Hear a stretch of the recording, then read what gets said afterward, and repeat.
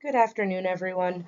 My name is Rebecca Ogden. I am currently holding an associate's degree in human services, and I'm currently working on my bachelor's in human services with a concentration in addiction studies. And uh, the goal is to then get my master's in art therapy. I am also currently a behavioral health technician at a detox center. Today, I'm going to talk about cybersex, compulsivity, sex addiction, and compulsive sexual behavior disorder. I want to start today by talking about addiction in general. What we know is that in most cases, we think of addiction as substances, although it can apply across all areas of addiction, including sex addiction and online pornography.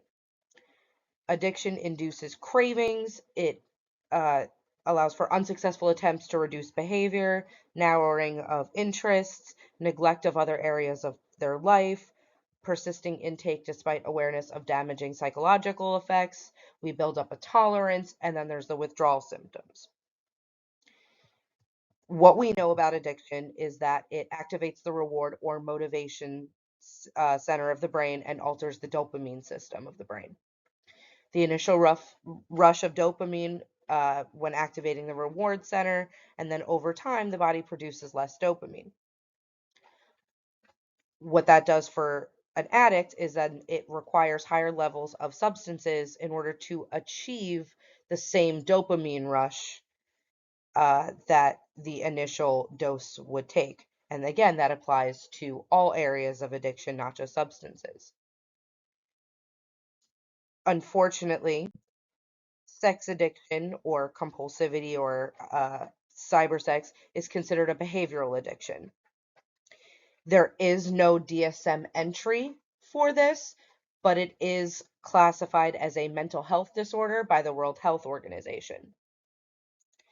It is considered a behavioral addiction because there's still a loss of control, impairment, and risky use, which I will talk about later. Online pornography is problematic in many ways. Uh, Cybersex is classified under a triple A influence, meaning accessibility, affordability, and anonymity.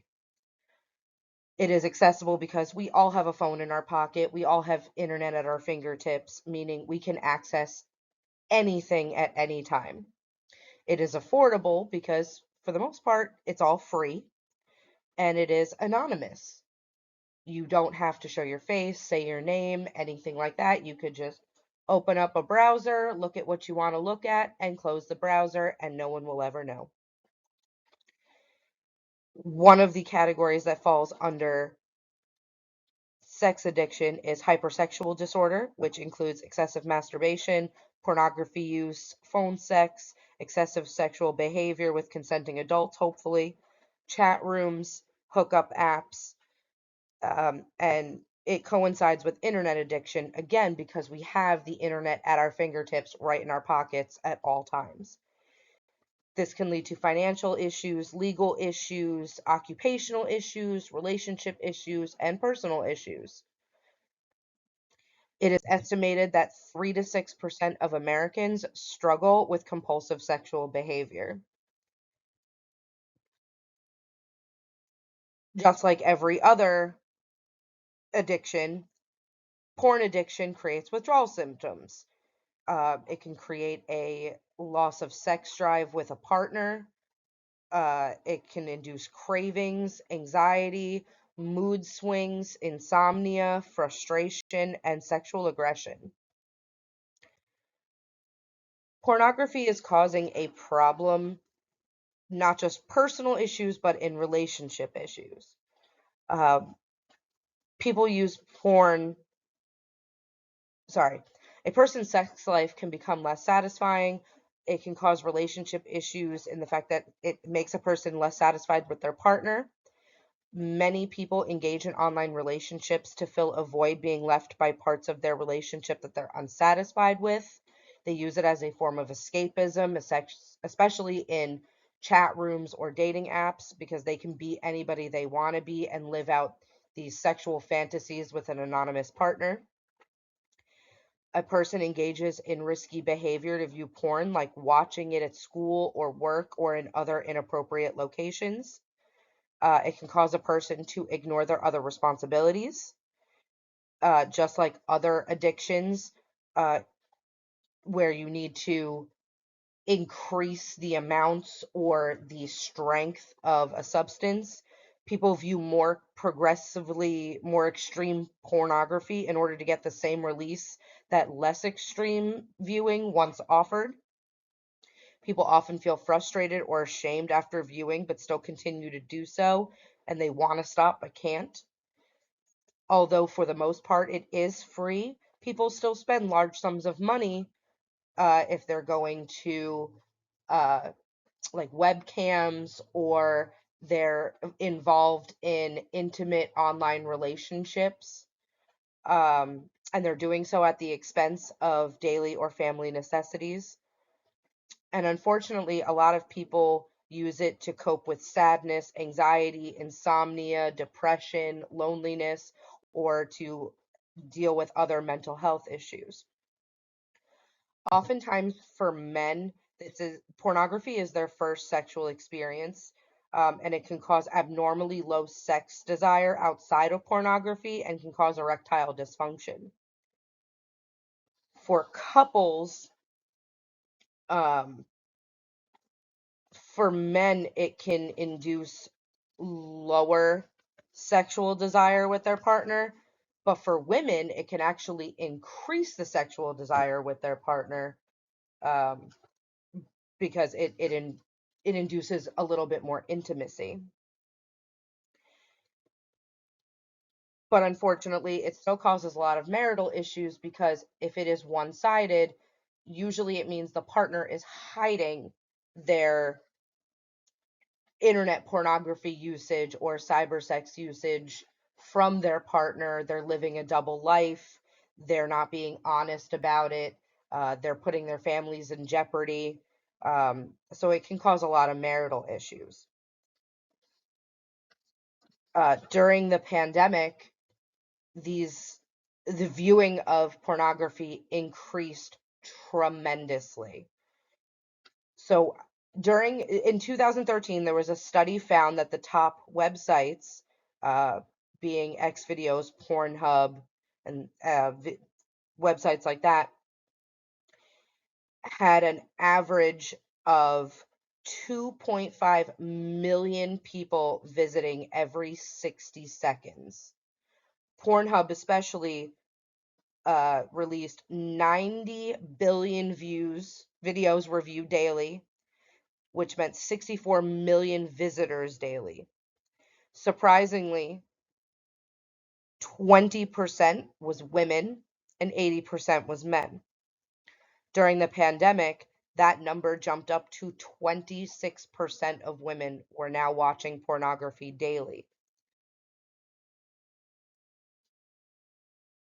Websites like these top pornography websites use what they call bounce rates, which is a percentage of visitors that leave the website after viewing only one page. Pornhub especially released that their website had the lowest bounce rates of most websites that they could see, and it had the highest number of page views per visit.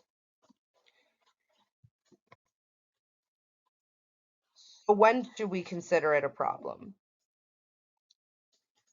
If you are experiencing any of the things that I previously mentioned, or if you're having trouble orgasming with a partner, if there's an increase in sexual dysfunction, meaning you're having trouble maintaining an erection, if sex becomes painful because you've masturbated too much, if you're experiencing or have experienced other addictions, or you're experiencing symptoms like anxiety, depression, insomnia, or other mental health issues, that would be the time to seek help. And some of the treatment options available are psychotherapy, medication, lifestyle changes, relationship counseling if you're in a relationship, and cognitive behavioral therapy like talk therapy. Um, and then I just want to talk about some interesting facts that I found. The estimated number of people in the United States who have a sexual addiction is roughly between 12 and 25 million people. Sexual addiction was first diagnosed under modern criteria in 1983, and it did appear in a copy of the DSM in 1987, but it has since been removed. Most sex addicts lead a double life and are lying to their spouse. 1 out of 3 men self-report that they are addicted to pornography. Random fun fact, the pornography industry alone generates $12 billion of revenue per year. And the percentage of internet sites that are pornographic in nature right now is about 12%. 70% of internet porn traffic occurs during the 9 a.m. to 5 p.m. workday. The percentage of sex addicts that have used Skype or FaceTime or other online video chat for video sex over the internet is 74%. 3 out of 4 addicts have admitted that they have regularly posted naked photos of themselves online. Sex addiction is not necessarily about physical contact, but it is used as a way of alleviating pain. It is a relief from depression or anxiety. It is a form of escapism, and addicts tend to avoid problems in their lives through sex. This is just a fun video that I found. It was posted earlier in the semester on one of our discussion boards.